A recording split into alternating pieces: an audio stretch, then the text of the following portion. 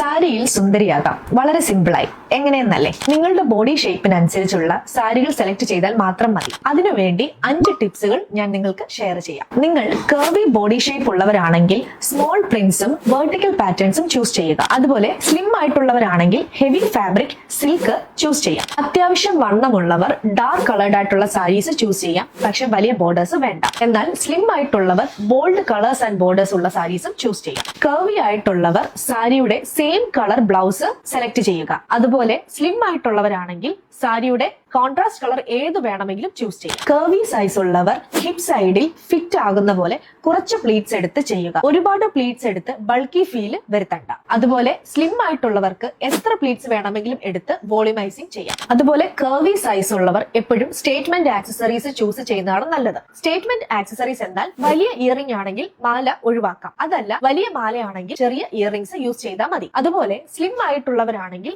Go for minimalistic accessory. ഈ video നിങ്ങൾക്ക് useful ആണെന്ന് ഞാൻ വിചാരിക്കുന്നു. ഇതുപോലുള്ള വീഡിയോസിന് വേണ്ടി നമ്മുടെ പേജും കൂടെ ഫോളോ ചെയ്യുക.